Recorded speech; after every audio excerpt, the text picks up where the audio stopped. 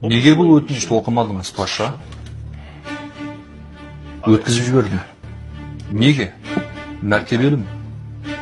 Бұл өтініште оның айтуынша сіз оған қарыздар екенсіз. Біз оны сарайға шақырдық. Оған ақша бердік. Сонда да ол кетпеді. Оның өзі қайда? Мұнда мәртебелім. Шақырыңдар. Айтқаныңыз болсын. Весел Efendi'nin баласын шақырыңдар.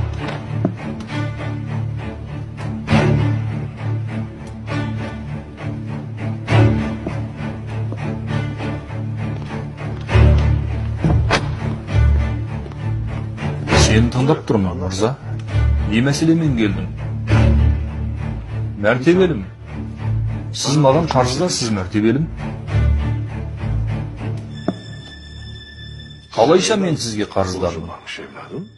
Мәртебелім. Мен саудамен айналысатын едім. Мен барынан айырылдым. Қарызға баттым. Әр түн ұйықтар алдында мен Аллаға жалбарынамын. Ұлым, мәртебелім сенен қалай қарыз болдым деп сұрап тұр. Жаңағы айтқанымдай, күнде ұйықтар алдында құлшылық етемін. Кеше түнде, түсімде, Hazreti Peygamber aleyhissalatu vesselam'ı gördüm, mərtəbəlім. Sallallahu aleyhi ve sellem.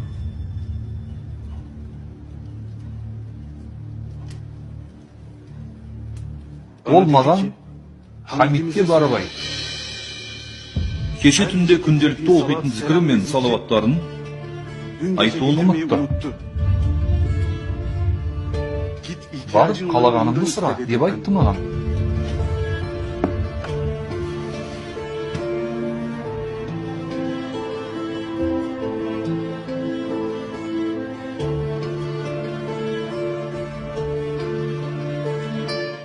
Ne dedi?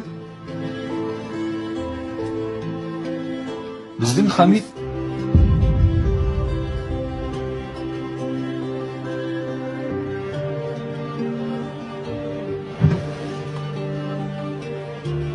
ал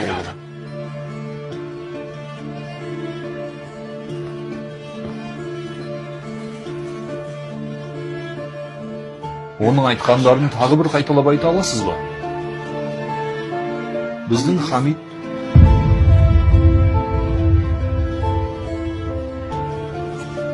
ұста бала.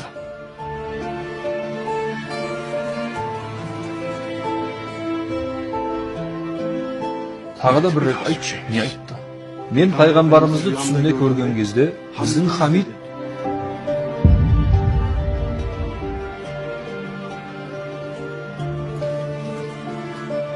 ал.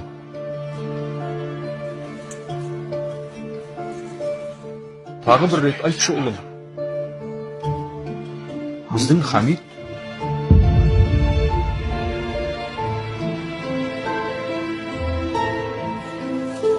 ал бала. Ұлым, саған осы алғаның жетпей ме? Жетер, паша. Мен дереу қарыздарымнан құтыламын.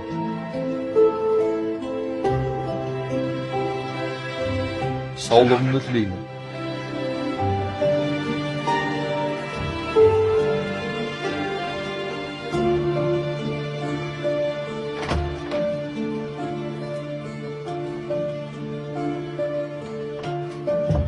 Мәртебелім. Ол сізден барлығын берілік алып кетсекші болды. Сен не айтып көрсің, паша? Ант етемін. Егерде ол тағы сұрағанда, мен бар байлығым мен билігімді берер едім. Кеше түнде біз жұмыс істедік, паша. Мен үстелдің басында ұйықтап қалдым. Салауат айтуды ұмытып кеттім. Біз қателік жібердік. Алла бізді кешірсін.